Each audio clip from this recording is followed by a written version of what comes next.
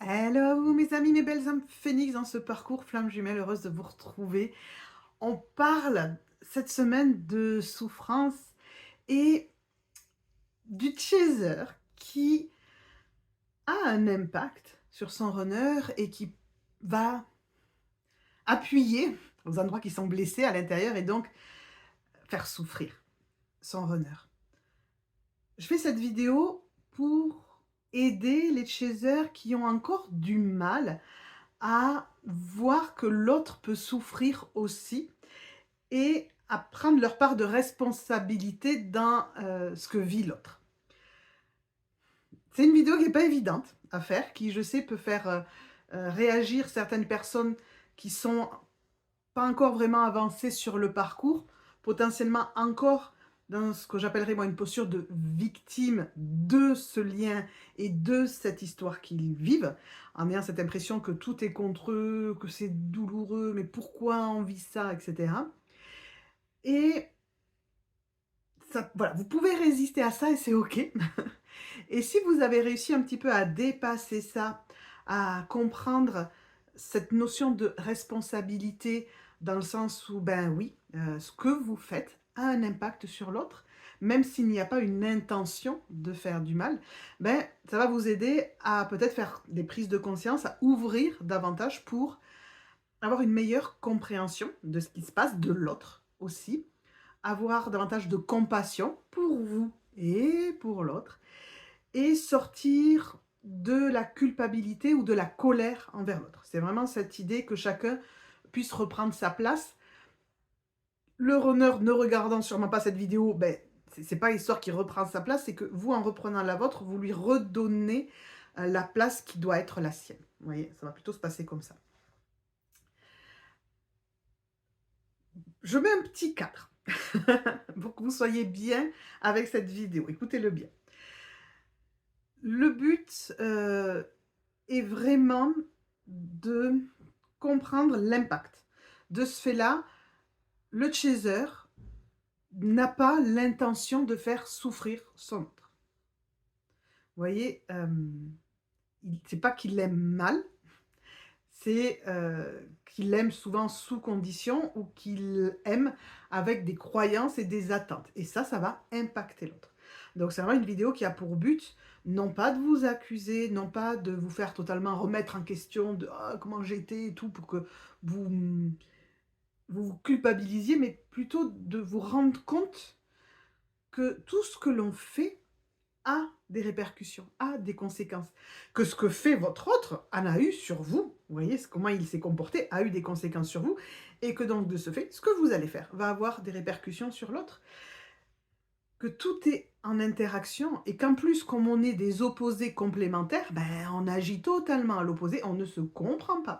On a du mal à comprendre pourquoi l'autre réagit comme ça alors que nous, on réagit totalement différemment. Et donc, c'est aussi une vidéo pour vous autoriser à voir que l'autre est différent de vous et que ça ne remet pas en cause qui vous êtes, juste que l'autre est différent. Et donc ça va vous inviter aussi à vous accepter vous-même dans votre différence et dans votre façon d'être. Donc si on se met un petit peu du point de vue du chaser, heu, le chaser quand il vit cette relation, ce lien, il a une ouverture du cœur au début et donc il l'aime.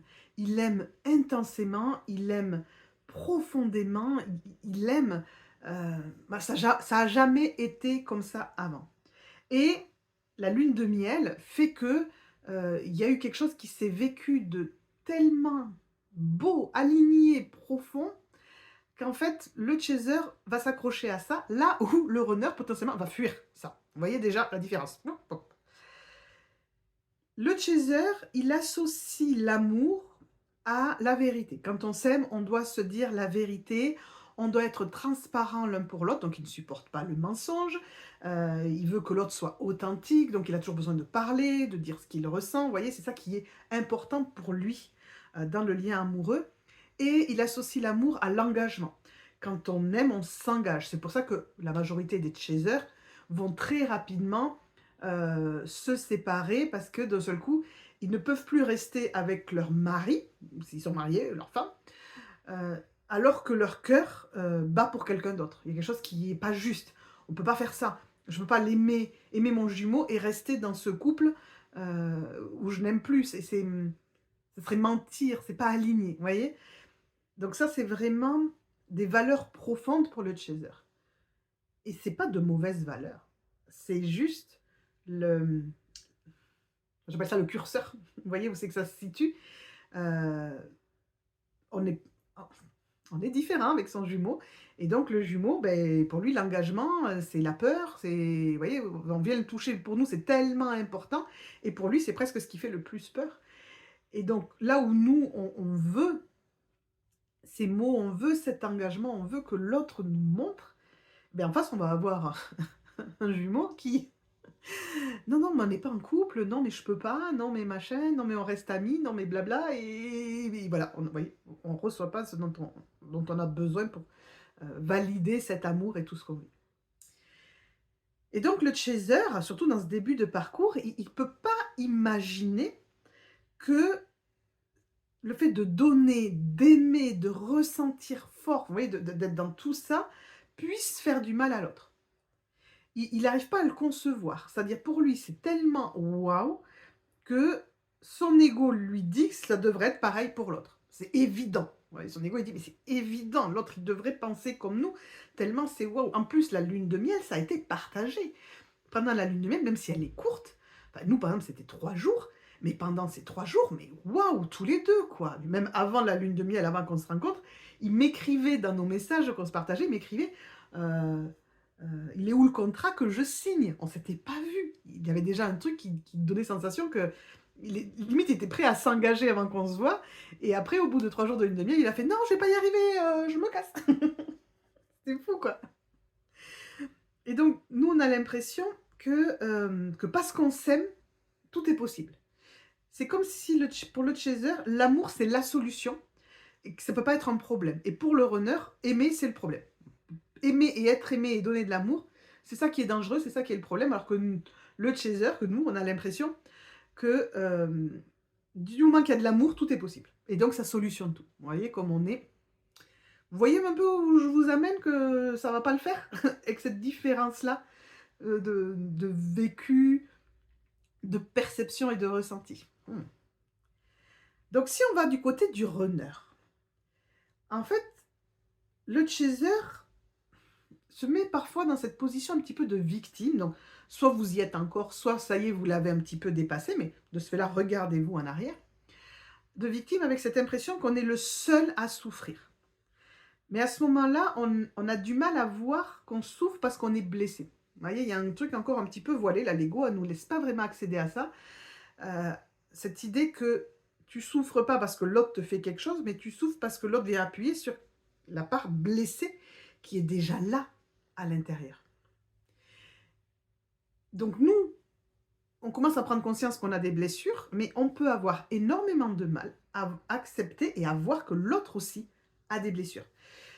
Et ça, même dernièrement, il y a une de vous qui me l'a dit, qui m'a dit: «Je n'arrive pas à accepter l'idée que lui aussi est blessé, tellement tout ce qu'il fait me blesse et que j'ai l'impression que, lui est juste là pour me faire mal, genre c'est lui le bourreau et moi je suis la victime de l'histoire et je n'arrive pas à voir que lui aussi peut être blessé». Vous voyez, il y a un truc qui résiste. Mais ça, c'est l'ego qui résiste à cet endroit-là. Et au niveau du runner, lui, il ressent l'intensité comme de la pression, comme, un danger, une mise à nu. Vous voyez, la vulnérabilité, c'est prendre le risque qu'on profite de vous et de vous perdre là-dedans. Ce besoin de liberté fait que toute pression, devient une menace pour sa survie, pour son équilibre intérieur. Toute émotion est une menace. C'est-à-dire il s'est créé un univers sécure, faussement sécure plutôt, je devrais dire, dans lequel il essaye de tout tenir avec son faux self et nous on arrive avec, voilà cette intensité de ce lien et il y a tout qui commence à trembler et il s'accroche à tout ça donc il a extrêmement peur que tout s'effondre et ouais de perdre, de dégringoler là-dedans. Le runner a beaucoup de peur, mais il va les garder. Parfois, il les exprime, parfois, il arrive à le dire, mais souvent, il va les garder. Peur de ne pas être à la hauteur. Moi, j'en parlais tout à l'heure, on prépare, parce que pour cette vidéo-là, vous avez un bonus avec mon chéri, donc on va le tourner après, et on en parlait tout à l'heure, et il me dit, moi, j'avais surtout l'impression que j'étais pas la bonne personne pour toi. Qu'est-ce que tu allais faire avec un mec comme moi? Vous voyez, ce manque d'estime personnelle qui fait que je vais pas y arriver, je vais pas te donner ce qu'il te faut, je vais te tirer vers le bas, je vais te pourrir ta vie. Regarde ma vie, mais qu'est-ce que tu ferais avec moi? Tu vois, voilà, il n'arrive pas. Alors qu'à l'heure d'aujourd'hui, il se sent tout à fait à sa place et il voit tout ce qu'on pourrait vivre, vous voyez, tout ce qu'on a à vivre ensemble, sans se foutre la pression non plus, ouais. Donc la peur de décevoir, d'essayer et de ne pas y arriver, et que donc si nous on est déçus, on pourrait les abandonner. La grande peur qu'ils ont aussi, c'est d'oser et de tout perdre et de souffrir. Si j'y vais et que ça ne se passe pas bien comme dans les relations précédentes, ben, voilà, je vais encore avoir ouvert mon cœur et je vais avoir souffert et ça ne va pas être possible. Et à cet endroit-là, il y a vraiment ce truc de l'ego, c'est-à-dire on est en début de parcours. Ce que je vous parle là, c'est le début de parcours. C'est pas la seconde partie quand on travaille. C'est le début, c'est la guerre des égos et tout ça. Vous voyez, c'est quand on n'est pas conscient et qu'on se fait du mal l'un à l'autre. Et de ce fait-là, comme le chaser est encore dans ses blessures et dans ses masques et dans son ego, vous n'avez pas fait le travail. Certains, comme moi, peuvent être précompensés d'avoir travaillé avant, mais malgré tout, on va venir appuyer sur les blessures de l'autre et malgré tout, on va avoir certains comportements. Et de ce fait-là, c'est pas, j'allais dire c'est pas parfait, mais on peut dire c'est pas parfait, c'est-à-dire nos âmes, elles veulent se retrouver libérées de l'ego, libérées de toutes nos croyances, de tout ce qui limite, voyez. Et donc, le runner, il nous regarde, il regarde vers nous, et en fait, il va voir des comportements liés à nos masques et à nos blessures. Par exemple, du contrôle, des attentes, une façon d'aimer. Si tu m'aimais vraiment, tu ferais ça, vous voyez. Il voit ça, et en fait, inconsciemment, il reconnaît que c'est de l'ego, et il sait qu'il ne peut pas y aller. Parce qu'en plus, ça, il connaît. Il a eu des partenaires contrôlants, des partenaires agressifs, ou avec des peurs, ou de la dépendance affective, il connaît. Et donc, il voit le mécanisme, et quelque part, il ne peut pas y aller, tant qu'il y a ces mécanismes-là. C'est pour ça que le premier cheminant doit faire ce travail de guérison en premier, pour enlever tous ces comportements, pour que l'autre puisse se dire « Ok, maintenant on peut tenter. Il y a quelque chose qui est prêt à tenter là. » Parce qu'on ne va plus laisser nos égos gagner. La guerre des égos, c'est nos égos qui veulent gagner, donc non, on ne peut pas laisser les égos gagner. Donc le runner, je disais, il a peur de décevoir, il a peur de disparaître aussi dans cette relation. S'il acceptait d'y aller, mais avec les égos présents, il va se faire engloutir par tout ça. Il va devoir donner, en plus pour cette intensité, pour ce lien, il va se perdre. Donc il résiste, il va résister d'autant plus que les blessures sont présentes et n'ont pas été travaillées par le chaser. Alors ça fait beaucoup de pression au chaser, je sais. J'ai l'impression que c'est vous qui devez faire le boulot, c'est toujours vous qui devez faire le boulot. Eh bien oui, comme je vous dis parfois, oui, vous avez choisi le rôle de premier cheminant, votre âme devait dire « moi je pense que je peux, je me sens capable, donc j'y vais en premier cheminant, c'est moi qui va avoir le rôle de commencer ce travail de guérison. » Peut-être aussi que dans là ou les dernières vies, vous aviez déjà commencé un travail. C'est-à-dire vous vous sentez prêt parce que vous aviez déjà commencé un travail et que vous dites en fait si, je sens que je peux. Vous voyez, il y a un truc qui est possible, je sens que je peux y arriver, donc je passe en premier. Donc dites-vous aussi que vous avez peut-être choisi parce que vraiment vous vous sentiez armé, mais maintenant il faut retrouver cette force à l'intérieur de vous. Et le runner, il a peur des émotions, il a peur, avec sa blessure de rejet, de paniquer, de perdre pied, et de se faire un peu étouffer par les émotions des autres, parce que le chaser, justement, tant qu'il n'a pas travaillé, il ne sait pas vraiment comment gérer ses émotions et ses débordements, et les pleurs, et les crises, et les attentes, voilà, ça va dépendre des situations, et la colère et tout.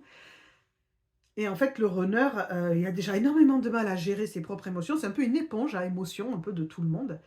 Et parce qu'avec tout ce qu'il a vécu souvent enfant, beh, il a appris un peu à surveiller les émotions de tout le monde. Et de ce fait-là, il il se sent pas d'investir une relation, hem, avec cette intensité et ces émotions. Parce que vous allez me dire: «Oui, mais bon, il est avec la tierce et elle est toujours en train d'être en colère, de crier dessus». Oui, mais avec elle, vu qu'il y a pas le lien, il peut, faire, vous voyez, un peu de dissociation. Je sors de mon corps et je laisse mon faux self gérer et hop. Je vous dis ça en connaissance de cause parce que quand vous écoutez mon histoire, donc c'est la vidéo 95, je crois bien. Quand vous écoutez mon histoire, je parle de la tierce qui était là, cachée. Et quand on se sépare, elle l'oblige à m'appeler devant elle pour me dire que c'est terminé, qu'il l'a choisi elle, vous voyez, elle le contraint un peu. Et je l'entends, donc je suis au téléphone, lui il est avec elle, et je l'entends, mais elle lui hurle dessus: «Je vais vous détruire, je vais machin», elle est dans une colère monstre. Et je l'entends lui répondre et en fait, dans ce que j'entends, il est pas là. Vous voyez, il est totalement dissocié, il est totalement en astral, il est pas là. Et ça, il peut le faire avec elle, heu, avec la tierce. Pour quelque part à l'intérieur, il s'en fout. C'est juste, beh, c'est son mode de survie. Beh, je fais ça et puis après, je courbe l'échine et je supporte le truc. Mais dans le lien flamme jumelle, il peut pas, et s'il fait, après il aime pas, il s'en veut et il veut plus vivre ça. Il a pas envie de courber l'échine pour nous supporter, c'est pas ça qui le lien a envie de vivre. Donc comprenez que c'est pas parce qu'il le fait avec l'autre, qu'il devrait le faire avec vous. Justement, avec nous, l'objectif c'est de créer une relation libérée de tous ces comportements, de survie liés à l'ego et à nos blessures. C'est vraiment l'objectif. Hem, le centre un peu de cette vidéo, on y arrive, c'est, de comprendre pour le chaser qu'il va infliger, une certaine souffrance, une certaine douleur à son runner, sans en avoir conscience, sans s'en rendre compte. L'attente, les attentes, du chaser, du premier cheminant, créent une charge pour l'autre. Une charge émotionnelle, une charge même énergétique, parce que même si le chaser ne se rend pas compte qu'il a des attentes, qu'il ne voit pas que ce sont des attentes, des fois vous le voyez que beaucoup plus tard quand vous travaillez sur vous, à quel point vous aviez des attentes, même si, il ne le voit pas, ça impacte l'autre. Ça, vient peser énergétiquement, ça met une pression sur l'autre parce que dans le non-dit ou même dans ce que l'on dit, j'aimerais ça, je voudrais que tu me donnes ça, je voudrais que tu fasses ça pour moi. Si tu m'aimais, tu ferais ça ou tu te comporterais de cette façon. Donc ça peut être soit des attentes comme ça, soit des reproches de ce qui n'est pas fait. «Ah et encore une fois, tu penses pas à moi» ou «Tu m'écris pas», ouais, avec des reproches. Et donc ça met beaucoup, beaucoup, beaucoup de pression sur le runner et ça peut être très souffrant à cet endroit-là parce que le runner, il sent cette pression, mais il sent en même temps que ce sont des attentes de l'ego. Ça, c'est très inconscient, mais il le sait, il le sent. Et de ce fait-là, il sait qu'il ne peut pas y répondre. Donc, il n'y va pas, mais il perçoit en même temps la douleur du chaser qui ne reçoit pas ce qu'il veut, donc il ne se sent pas aimé. Il voit à quel point il ne donne pas, et c'est aussi hyper souffrant pour lui de, de voir ce qu'il ne donne pas. Et il s'en veut, après beaucoup de culpabilité. euh, de se voir limité comme ça, et en même temps de se voir incapable de le faire. Parce que la source, elle intervient. La source, elle l'empêche d'y aller. C'est tout, ne peut pas vous donner ça. L'intensité émotionnelle devient une tension un peu palpable, et pour lui, qui n'a pas encore travaillé à gérer ses propres émotions, à gérer tout ça, ouais, ça devient hyper douloureux, hyper souffrant, et c'est pour ça que souvent, il va avoir besoin d'aller dans sa grotte après un moment passé avec vous. Même un moment très agréable, parce que l'intensité du bonheur peut être tout aussi difficile à gérer qu'une prise de tête et compagnie. C'est pour ça que souvent, on va passer des bons moments et d'un coup, vous avez l'impression qu'il doit partir. Là, faut que j'y aille. Mais non, mais tu avais dit que tu restais jusqu'à ce soir. Non, non, mais là, faut que j'y aille, faut que je m'en aille. Et vous comprenez pas et pouf, il s'en va. Et là, c'est douloureux pour vous. Mais en fait, dites-vous qu'à cet endroit-là, c'était devenu une espèce d'urgence intérieure à partir parce qu'il y a quelque chose qui devait être géré et qui ne peut pas être géré en restant avec vous et en parlant, qui doit être géré de lui à lui. C'est ça qui est important. Et il y a cet engagement. Cet engagement, ça vient vraiment toucher à sa peur de perdre sa liberté. Et c'est douloureux parce qu'il voit qu'il ne peut pas. Ouais, il le sent qu'il ne peut pas et ça lui met, ouais, ça met un enjeu à l'intérieur de lui et il sait plus. C'est pour ça qu'il coupe. Il coupe pour faire éteindre un peu le feu et après, quand ça va mieux, il met un peu tout ça dans le placard, hop, c'est bon, c'est éteint, c'est sous le tapis, hop, je peux revenir. Et c'est pour ça que souvent ils reviennent, ils n'ont pas répondu à votre dernière question, et l'air de rien, coucou, ça va? Alors que vous, vous étiez resté comme ça en attente de la dernière question que vous avez posée, ils n'ont pas répondu. Et vous dites, mais jamais il parle de lui, jamais il parle en profondeur, jamais, jamais. Ben ouais, c'est trop souffrant pour eux d'aller parfois rencontrer cette intimité, ce genre de questions qui ne se sont jamais posées et ils ne sont pas prêts à y aller. On peut ouvrir la boîte de Pandore et ils ne sont pas prêts à aller l'ouvrir. Voilà, c'est waouh. La problématique, en fait, aussi beaucoup du chaser, c'est son interprétation. Euh, c'est pas parce que le runner ne dit rien qu'il ne souffre pas. Et des fois, c'est un peu la sensation, il n'y a que moi qui souffre, mais en fait, c'est parce que le chaser en parle et le runner n'en parle pas. Ce n'est pas parce qu'il n'en parle pas que c'est pas douloureux. Et c'est pas parce que il met cette douleur sous le tapis avec son bouton off que c'est pas douloureux. Nous, on n'a pas le bouton off. On aimerait bien l'avoir des fois. On l'a pas. Donc on a l'impression de toujours souffrir.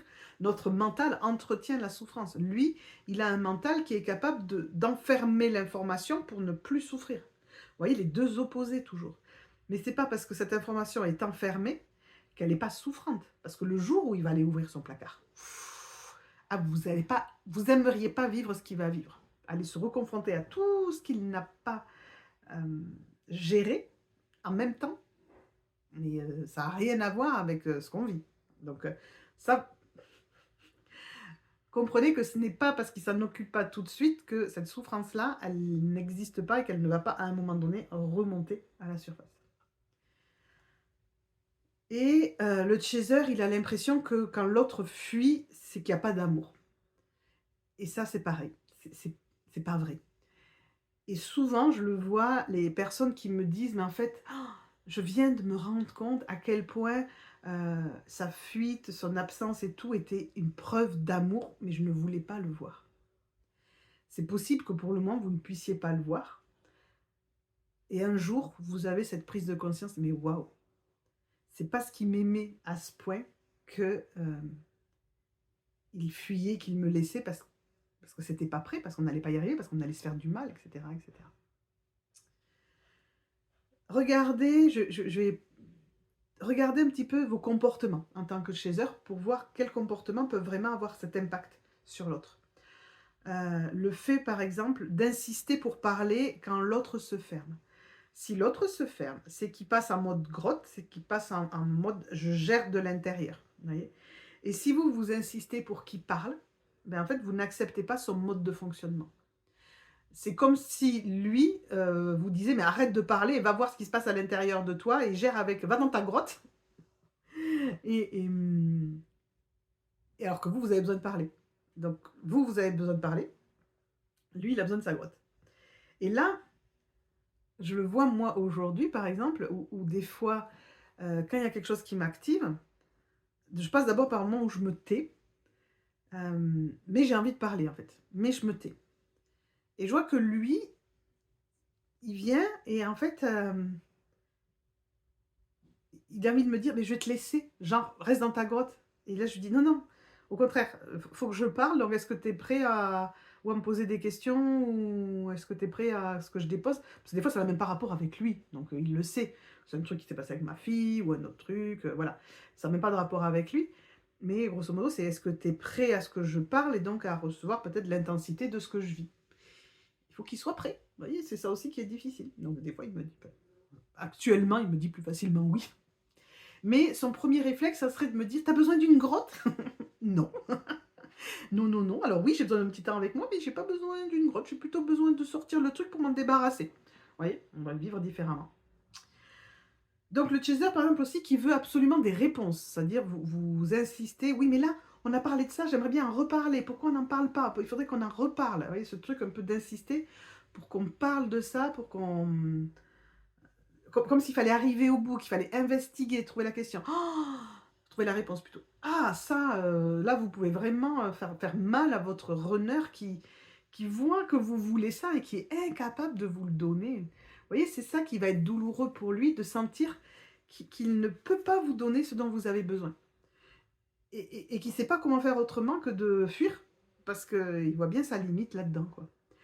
Donc vous dites: «Oui, mais ça va, ça c'est de la petite douleur par rapport à ce qu'on vit nous». Parce que nous, quand on veut des réponses, ça fait tellement mal de pas en avoir. Ben oui, mais lui, de se sentir forcé à agir d'une façon qui n'est pas la sienne, ça peut être aussi très douloureux. On n'est pas là, et ça c'est important, pour comparer nos douleurs. Genre: «Moi, je souffre plus que lui». Non, on est tous différents, on a tous des vécus différents et donc chacun, notre intensité, nous appartient.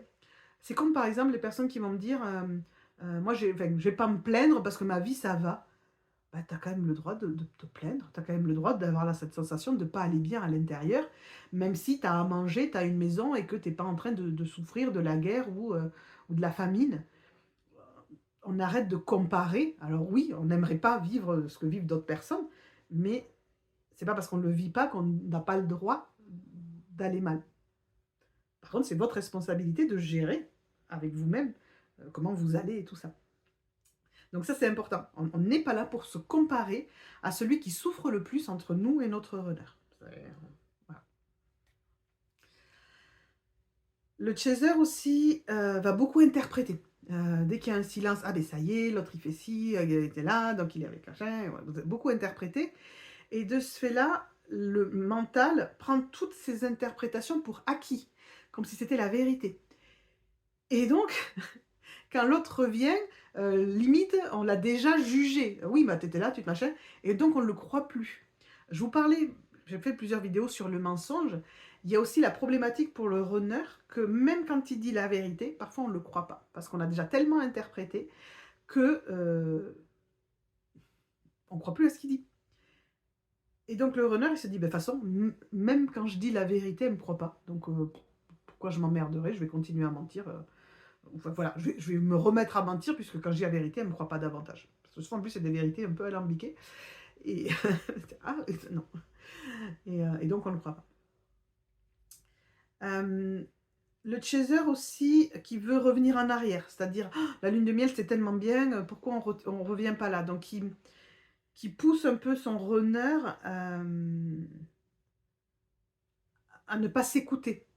«Mais moi je veux ça», vous voyez, faudrait qu'il fasse des efforts. Vous voyez, on veut l'obliger.